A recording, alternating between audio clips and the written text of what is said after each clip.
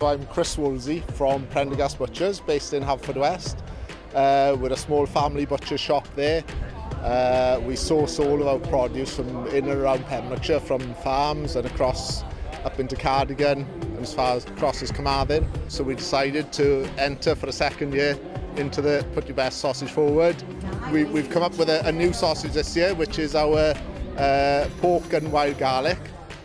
My name's Graham Carter. Basically run Red Valley Farm with my business partner Andy.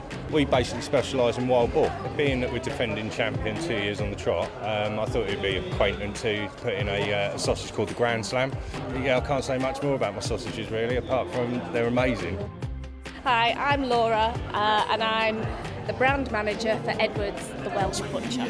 We are delighted to be showcasing our products at the Royal Welsh Show today. It's been a great show so far. We're at a few different locations on the showground, but today we're here on your stand for the sausage competition, and we've submitted the Firecracker Celebration Sausage.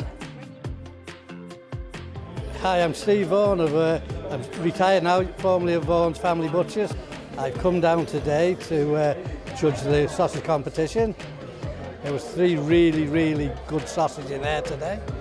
Good afternoon, my name's Clive Swan. It's been a very tight competition. There were 3 very different sausages. You can often find the usual last, but there was no last today. There was 3 winners, and we just had to go into technical detail to just separate them to give one person the overall prize. And my goodness me, have we seen some fantastic entries this year. I am delighted though for this year's award to announce that Edwards and Conwy with their Firecracker Celebration sausage just hit the others to the post. So yeah, congratulations.